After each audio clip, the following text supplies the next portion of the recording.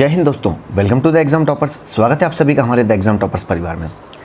ये हमारा मध्य प्रदेश प्रतियोगी परीक्षाओं की दृष्टि से काफ़ी महत्वपूर्ण रहने वाला प्रैक्टिस सेट, जिसमें हम उन सभी प्रश्नों के बारे में चर्चा करते हैं जो विगत वर्षों में पूछे गए हैं और आने वाले मध्य प्रदेश में आयोजित होने वाली सभी प्रतियोगी परीक्षाओं की दृष्टि से, फिर चाहे वो जेल प्रहरी हो, वन रक्षक हो, पटवारी हो, मध्य प्रदेश पुलिस आरक्षक या सब इंस्पेक्टर, कोई सी भी एग्जाम हो, उन सभी के पॉइंट ऑफ व्यू से काफ़ी महत्वपूर्ण है।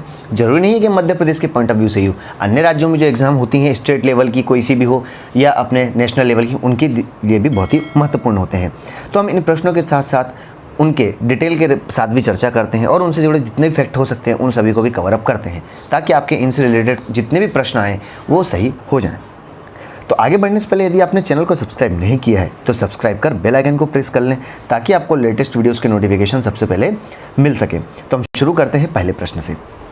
पहला प्रश्न है, विंध्य श्रेणी की सबसे ऊंची चोटी कौन सी है? आपसे पूछा जा रहा है कि विंध्य श्रेणी की सबसे ऊंची चोटी का नाम क्या है। तो इस क्वेश्चन का सही आंसर क्या है? इस क्वेश्चन का सही आंसर होगा गुडविल चोटी। Option B is a correct answer. जैसा कि इन सभी विकल्पों में से, ऑप्शंस में से, विंध्य श्रेणी में सबसे ऊंची चोटी सद्भावना शिखर, जिसे गुडविल चोटी भी कहा जाता है, इसके अलावा दूसरा इसका नाम क्या है? सद्भावना चोटी। ठीक है, इसका ही नाम सद्भावना चोटी भी है, जो कि समुद्र तल से 2467 फुट अर्थात 752 मीटर, ठीक है, ऊपर स्थित है। और गुडविल चोटी को कलुमार शिखर एवं कालुम्बे शिखर के रूप में भी जाना जाता है। किसके साथ जाना जाता है? तो हम वापस यहाँ पर लिख लेते हैं, कलुमार एवं कालुम्बे। क्या नाम है? कालुम्बे। ये हम यहाँ पर लिख लेते हैं, ठीक है। इसके साथ भी जाना था। और यह मध्य प्रदेश के किस जिले में आता है? तो यह मध्य प्रदेश के दमोह जिले में सिंह रायपुर के निकट स्थित है। किस जिले में है? यह दमोह जिले के, जो वहाँ पर सिंह रायपुर है उसके पास में स्थित है, जो कि भांडेर या पन्ना पहाड़ियों के रूप में भी जाना जाता है। साथ ही साथ ऐतिहासिक ग्रंथों के अनुसार विंध्य को अमरकंटक में भी शामिल बताया गया है, लेकिन आज यहाँ मेकाल रेंज का एक हिस्सा माना जाता है, जिसे सतपुड़ा श्रेणी का विस्तार भी माना जाता है। अगले प्रश्न की ओर बढ़ते हैं। चंबल बेसिन का सबसे उत्तरी जिला कौन सा है? क्या पूछा जा रहा है? चंबल बेसिन का उत्तरी जिला कौन सा है? तो इसका सही आंसर क्या है? Option A, Morena is a correct answer. हम सभी को पता है कि चंबल क्षेत्र के अंतर्गत भिंड, मुरैना, शिवपुरी, ग्वालियर वाले क्षेत्र मुख्यतः आते हैं, लेकिन हम यहाँ पर चंबल बेसिन की बात कर रहे हैं, तो उसका सबसे उत्तरी जिला आपका मुरैना आता है। और चंबल नदी अपने विस्तृत बीहड़ भूमि खंड के लिए प्रसिद्ध है। हम सभी जानते हैं डाकुओं का क्षेत्र चंबल के किनारे ही पूरा है। चंबल नदी के जितना भी पूरा किनारे का क्षेत्र पूरा डाकुओं से सटा हुआ रहा है एक समय में, लेकिन अब ऐसा नहीं रह गया वहाँ पर। जो यह नदी निचले चंबल घाटी में निर्मित करती है उन भूमि खंडों को। और उत्तरी मध्य प्रदेश में स्थित मुरैना चंबल घाटी का प्रमुख जिला है। 5000 वर्ग किलोमीटर क्षेत्र में फैले इस जिले में कौन कौन सी नदी आती हैं, हम उनके बारे में बात कर लेते हैं। लेकिन यह कितने क्षेत्र में फैला है? 5000 वर्ग किलोमीटर क्षेत्र में फैला है। और इसके अंतर्गत चंबल, कुंवारी, आसन और सांक नदियां बहती हैं। कितनी? 4 नदियां हैं। चंबल, कुंवारी, आसन और सांक नदियां बहती हैं। अगले प्रश्न की बात करें, निम्नलिखित में से किस जिले को परित्यक्त शहर कहा जाता है? क्या कहा जा रहा है आपसे कि उपयुक्त में से किस जिले को परित्यक्त शहर कहा जाता है, या इसे आप एबॉन्डेड सिटी भी कह सकते हैं। परित्यक्त को ही इंग्लिश में एबॉन्डेड सिटी भी कहा जाता है। तो किस जिले को कहा जाता है आपको बताना है। तो इसका सही आंसर क्या है? Option C is a correct answer, Mandav. परित्यक्त शहर अर्थात एबॉन्डेड सिटी वे खूबसूरत शहर या जगह कहलाती हैं जहां पर भयानक इतिहास और दीवारों के अंदर असामान्य तथ्यों या अजीब तथ्यों या फिर अजीब रहस्य शामिल होते हैं। और भारत में कई भूत शहर और गांव ऐसे हैं जो अस्पष्टीकृत रूप से इन रहस्यों को पूरा करने के कारण छोड़ दिए जाते हैं, अर्थात परित्यक्त कर दिए जाते हैं, एबॉन्डेड सिटी कहलाते हैं। और इन्हीं शहरों में मांडव, जो कि मध्य प्रदेश के धार में आता है, वह भी एक ऐसा शहर है जो कि अपनी सुंदरता और पर्यटन स्थल के रूप में जाना जाता है। इसके साथ ही अपने कई रहस्य भी छुपाए हुए बैठा है और कई बार यहाँ पर बर्बादी का मंजर भी देखा गया है। इसके साथ धनुषकोटी तमिलनाडु में स्थित है, विजयनगर कर्नाटक, फतेहपुर सीकरी आगरा, कुलधारा राजस्थान और गांधी कोटा जो आंध्र प्रदेश में है। ये कुछ ऐसे प्रमुख स्थान हैं जो कि इस शहर श्रेणी के अंतर्गत अर्थात परित्यक्त शहर के अंतर्गत शामिल होते हैं। अगला प्रश्न है, मध्य प्रदेश का दूसरा सबसे उच्चतम स्थान कौन सा है? उच्चतम स्थान से यहाँ पर हाइट के रूप से बात करी जा रही है कि मध्य प्रदेश का दूसरा सबसे उच्चतम स्थान कौन सा है, हाइट वाला। पहला तो अक्सर हम सभी को पता होता है, हम सभी उसका आंसर टिक कर देते हैं, ठीक है, ऑप्शन देख के आप समझ ही गए होंगे। लेकिन हम यहाँ पर सेकंड स्थान की बात कर रहे हैं, तो इसका आंसर क्या होगा? तो इसका आंसर है option B is a correct answer, Chauragarh. Madhya Pradesh की सर्वाधिक ऊंची धूपगढ़ है, ठीक है, ये तो हम सभी को पता है। इसकी ऊंचाई कितनी है? तो इसकी ऊंचाई है 1350 मीटर, और जो कि पचमढ़ी में स्थित है। और दूसरी सबसे ऊंची चोटी जो है उसका नाम क्या है? चौरागढ़ है, और ये भी कहाँ पर स्थित है? तो यह भी पचमढ़ी में स्थित है। कहाँ पर है? यह भी पचमढ़ी में स्थित है, और लगभग 1326 इसकी ऊंचाई भी हम देख लेते हैं। इसकी ऊंचाई है लगभग 1326 मीटर ऊंची। चौरागढ़ की पहाड़ी पर प्रसिद्ध एक शिव मंदिर भी स्थित है, और जहाँ पर महाशिवरात्रि पर मेला लगता है। तो हमारा अगला प्रश्न बन सकता है कि महाशिवरात्रि पर प्रसिद्ध शिव मंदिर पर मेला लगता है, वह किस पहाड़ी पर स्थित है? तो चौरागढ़ की पहाड़ी पर स्थित है, और यह भी पचमढ़ी में अवस्थित है। ठीक है, हम अगले प्रश्न की ओर बढ़ते हैं। भारत की आज़ादी के समय मध्य प्रांत की राजधानी किसे बनाया गया था? यहाँ पर हम भारत की आज़ादी से बात कर रहे हैं, तो भारत की आज़ादी के समय मध्य प्रांत की राजधानी किसे बनाया गया था? क्वेश्चन बहुत ही महत्वपूर्ण है। इसका सही आंसर क्या है? इसका सही आंसर है Nagpur is a correct answer. Central province and Berar British अधीन भारत का ही एक प्रांत रहा है, और यह प्रांत उत्तर भारत के उन राज्यों से मिलकर बना था जिन्हें अंग्रेजों ने मराठों एवं मुगलों से जीता था। और इस प्रांत की राजधानी क्या थी? नागपुर थी। यह शहर सन 1956 तक मध्य प्रांत की राजधानी रहा था। कब तक रहा था? 1956 तक मध्य प्रांत की राजधानी रहा था, और 1956 के बाद यहाँ की मराठी आबादी को देखते हुए इसे महाराष्ट्र के एक जिले के रूप में शामिल कर लिया गया। और यह नगर संतरों के लिए काफ़ी मशहूर है, क्योंकि यहाँ पर सबसे ज़्यादा संतरे होते हैं, इसीलिए लोग इसे संतरों की नगरी भी कहते हैं। किस शहर को? नागपुर को। और यह कहाँ आता है? तो यह महाराष्ट्र में आता है। अगला प्रश्न है, उपयुक्त में से कौन सा शहर शिवपुरी जिले में अवस्थित है?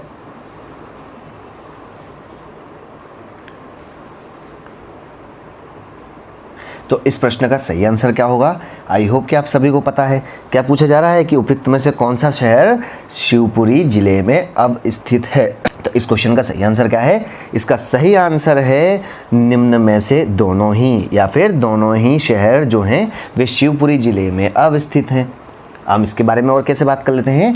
शिवपुरी जो है मध्य प्रदेश राज्य का ही एक जिला है, और शिवपुरी में ग्रीष्मकालीन राजधानी या किस वंश के शासक यहाँ पर गर्मियों के दिनों में आते थे? तो सिंधिया घराना जो कि ग्वालियर से संबंधित है, वे यहाँ पर गर्मियों के दिनों में आया करते थे यहाँ की खूबसूरती को देखने के लिए। खैर गर्मी में उजड़ जाता है, लेकिन यहाँ का मौसम अच्छा रहता था। और शिवपुरी जिले में नरवर का किला काली सिंध के पूर्व में है। कौन सी नदी? काली सिंध।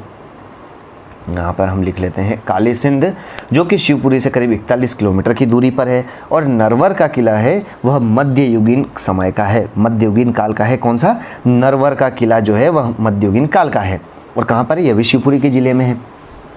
कोलारस और नरवर शिवपुरी जिले की नगर पंचायत हैं ये दोनों। हमें याद रखना है कि ये दोनों क्या हैं? ये नगर पंचायत हैं। कभी गलती से जिले के ऊपर टिक नहीं करना है हमें। हम अगले प्रश्न की बात करते हैं। उपयुक्त जिले में से कौन सा जिला या उपयुक्त जिलों में से कौन सा सोन घाटी में अवस्थित है? यह सोन घाटी के अंतर्गत आता है। तो इस क्वेश्चन का आंसर क्या होगा? इसका सही आंसर है, इस क्वेश्चन का सही आंसर है उपयुक्त दोनों, अर्थात सीधी और शहडोल इसके बिल्कुल सही आंसर होंगे।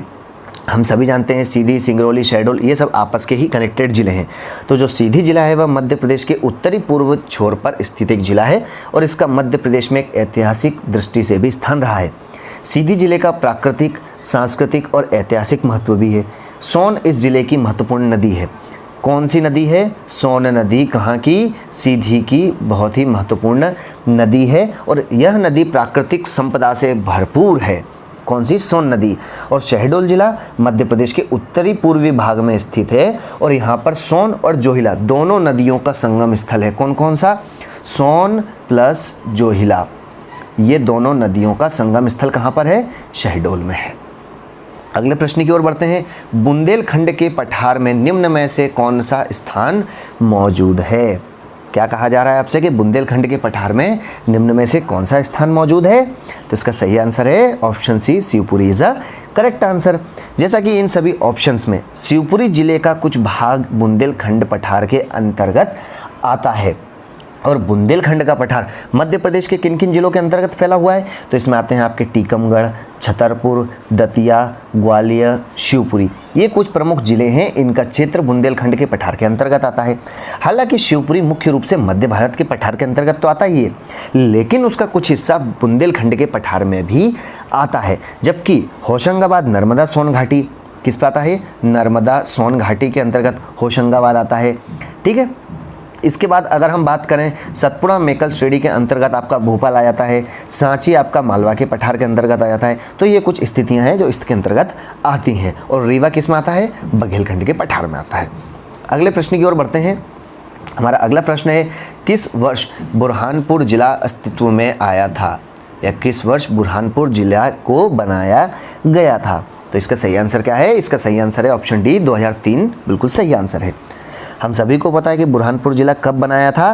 15 अगस्त 2003 को यह अस्तित्व में आया था।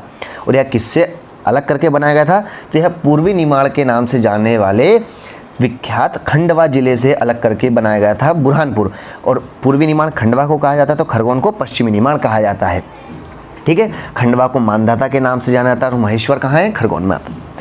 अब इसका जिला मुख्यालय बुरहानपुर में है। ठीक है, बुरहानपुर का मुख्यालय कहाँ है? बुरहानपुर नगर में है। और बुरहानपुर नगर मध्य प्रदेश में ताप्ती नदी के किनारे बसा हुआ है। किस नदी के किनारे बसा है बुरहानपुर? ताप्ती नदी के किनारे बसा है। और यह सन 1400 ईस्वी के आसपास राजकुमार नासिर खान द्वारा स्थापित किया गया था। किसके द्वारा? नासिर खान के द्वारा स्थापित किया गया था बुरहानपुर। और 2003 में 3 जिले बनाए गए थे। अब वो 3 जिले कौन कौन से थे हम उनकी भी बात कर लेते हैं। पहला बनाया गया था आपका बुरहानपुर खंडवा से अलग करके, शहडोल से अनूपपुर और गुना से अलग करके अशोकनगर। इन 3 जिलों को बनाया गया था। कब? 15 अगस्त 2003 को। कौन कौन से जिले? बुरहानपुर, अनूपपुर और अशोकनगर। इन 3 जिलों का निर्माण किया गया था। अगला प्रश्न है, रीवा पन्ना के पठार को किस अन्य नाम से जाना जाता है? क्या कहा रहे हैं आपसे कि रीवा पन्ना के पठार को किस अन्य नाम से जाना जाता है? तो इसके बारे में हम पिछले प्रैक्टिस सेट में भी डिस्कस कर चुके हैं, कई बार ये क्वेश्चन आ चुका है। तो इसका सही आंसर क्या है? विंध्य का पठार is the correct answer, option A. Rewa Panna का पठार मालवा पठार के उत्तर पूर्व में फैला हुआ है और इसका विस्तार रीवा, पन्ना, सतना, दमोह एवं सागर जिले की 2 तहसील रेहली और बंडा जो हैं सिर्फ यहाँ तक सीमित है। ठीक है, और कौन कौन से जिले हैं? रीवा, पन्ना, दमोह, सतना और सागर। इस क्षेत्र में टोंस, केन, सोनार, व्यारमा और बीहर कहाँ है? रीवा जिले में आती है। तो यह कुछ प्रमुख नदियां हैं इस क्षेत्र की। और इस पठार के सबसे ऊंची 300 से 400 मीटर तक ऊंचाई की क्षेत्र में देखने को मिलती हैं। और यहाँ पर कौन कौन सी मिट्टियाँ पाई जाती हैं?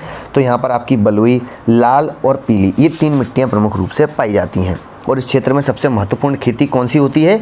तो इस क्षेत्र के पूर्व में सबसे महत्वपूर्ण होती है आपकी चावल की खेती। कौन सी? चावल की खेती होती है। और एक सबसे महत्वपूर्ण क्वेश्चन बनता है कि हम सभी को पता है कि देश में एकमात्र हीरा उत्पादन करने वाला राज्य कौन सा है? मध्य प्रदेश। और मध्य प्रदेश के किस जिले में? पन्ना में हीरा उत्खनन का कार्य होता है। रीवा में कत्था बनाने का उद्योग और सतना अपने सीमेंट उद्योग के लिए भी फेमस है। साथ ही साथ मेहर जो कि सतना जिले में आता है और यहाँ पर प्रसिद्ध शारदा माता का मंदिर, साथ ही इसे संगीत की नगरी भी कहा जाता है। और अलाउद्दीन संगीत पीठ कहाँ पर स्थित है? तो यह भी मेहर में है। और रीवा पन्ना के पठार को विंध्य का कगारी प्रदेश भी कहा जाता है। अगला प्रश्न है, सतना जिला किस राज्य के साथ अपनी सीमा साझा करता है? या सतना जिला किस राज्य के साथ या किस राज्य की बाउंड्री से टच करता है? तो इसका सही आंसर क्या है? इसका सही आंसर है उत्तर प्रदेश। उत्तर प्रदेश के साथ कौन सा? सतना जिला अपनी सीमा को साझा करता है। मध्य प्रदेश की सीमा मुख्य रूप से भारत के 5 राज्यों को टच करती हैं। कौन कौन से राज्य आते हैं? उत्तर प्रदेश, छत्तीसगढ़, गुजरात, राजस्थान और महाराष्ट्र। कितने? 5 राज्यों के साथ मध्य प्रदेश अपनी सीमा को साझा करता है। और मध्य प्रदेश अपनी सबसे ज़्यादा जो सीमा है वो किस राज्य के साथ साझा करता है? तो वह सबसे ज़्यादा राजस्थान के साथ साझा करता है। उत्तर प्रदेश की सीमा से कितने जिलों की सीमाएं मिलती हैं उनके बारे में भी चर्चा करें। तो कई बार क्वेश्चन पूछा गया है कि उत्तर प्रदेश की सीमा से मध्य प्रदेश के कितने जिलों की सीमाएं लगती हैं? तो इसका सही आंसर क्या है, 12 जिले। कौन कौन से हैं, सागर, सिंगरौली, अशोकनगर, दतिया, शिवपुरी, रीवा, टीकमगढ़, सतना, पन्ना, छतरपुर, भिंड और मुरैना। ये कुल 12 जिले हैं जो कि मध्य प्रदेश के जिले हैं, लेकिन ये किसके साथ, उत्तर प्रदेश के साथ अपनी सीमा को साझा करते हैं। सेकंड लास्ट क्वेश्चन है, परसली किस जिले में अब स्थित है। क्वेश्चन थोड़ा आपको यूनिक लग सकता है कि परसली किस जिले में अब स्थित है। तो चारों ऑप्शंस आपके सामने हैं, इसका सही आंसर क्या है, इसका सही आंसर है option B, Sidhi is the correct answer. Parsili एक रिसोर्ट है। परसली रिसोर्ट कहाँ है, तो यह मध्य प्रदेश के सीधी जिले में स्थित है, जो यहाँ से बहने वाली बनास नदी के किनारे है। कई बार क्वेश्चन पूछा गया है कि बनास नदी के किनारे कौन सा जिला स्थित है, तो सीधी है, ठीक है। और यह मध्य प्रदेश टूरिज्म के लिए एक बहुत ही सुंदर और बेहद महत्वपूर्ण स्थल भी है, जो कि सीधी जिले के संजय डोबरी राष्ट्रीय उद्यान के अंतर्गत आता है। अगला क्वेश्चन बनता है आपका, संजय डोबरी राष्ट्रीय उद्यान आपका किस जिले में अवस्थित है, तो सीधी में है। और यहाँ पर जंगल सफारी की भी फैसिलिटी अवेलेबल है। परसली रिसोर्ट से 10 मिनट में मात्र संजय डोबरी उद्यान में पहुँचा जा सकता है। और आज का महत्वपूर्ण और लास्ट क्वेश्चन है कि उपयुक्त में से मध्य प्रदेश से गुजरने वाली महत्वपूर्ण रेखा कौन सी है। क्या पूछा जा रहा है कि मध्य प्रदेश से गुजरने वाली महत्वपूर्ण रेखा कौन सी है, तो इस क्वेश्चन का सही आंसर क्या है। आई होप कि इसका आंसर आप सभी को पता है। इसका सही आंसर है ऑप्शन बी, कर्क रेखा इज द करेक्ट आंसर। कर्क रेखा भारत के बिल्कुल बीचों बीच से गुजरती है। और यह कितने राज्यों से होकर गुजरती है, तो यह 8 राज्यों से होकर गुजरती है कर्क रेखा। कौन कौन से राज्य आते हैं इसके अंतर्गत, गुजरात, राजस्थान, मध्य प्रदेश, छत्तीसगढ़, झारखंड, पश्चिम बंगाल, त्रिपुरा और मिजोरम। हम वापस से रिपीट कर लेते हैं, गुजरात, राजस्थान, एमपी, छत्तीसगढ़, झारखंड, वेस्ट बंगाल, त्रिपुरा और मिजोरम। ये कुल 8 राज्य हैं, इनसे कर्क रेखा होकर गुजरती है। और इसी तरह कर्क रेखा मध्य प्रदेश के कितने जिलों से होकर गुजरती है, तो यह मध्य प्रदेश के 14 जिलों से होकर गुजरती है, जिनके बारे में हमने पिछले क्वेश्चन में ही चर्चा कर ली है कि कौन कौन से जिले आते हैं। और यह किस शहर से होकर निकलती है, तो यह उज्जैन शहर से होकर निकलती है। उज्जैन को भी हमें याद रखना है। इसी कारण जयपुर के महाराजा जय सिंह द्वितीय ने उज्जैन में एक वेधशाला बनवाई है, जिसका नाम जंतर मंतर है। उज्जैन में भी एक वेधशाला है। पूरे देश में कितनी वेधशाला हैं, 4 वेधशाला हैं, उनमें से एक उज्जैन में भी है। किस वजह से, क्योंकि यहाँ से कर्क रेखा गुजरती है। और इस वेधशाला को किसने बनवाया था, तो जयपुर के राजा महाराजा जय सिंह द्वितीय ने। और इसीलिए यह जंतर मंतर खगोल शास्त्र के अध्ययन के लिए भी बहुत महत्वपूर्ण स्थान माना गया है।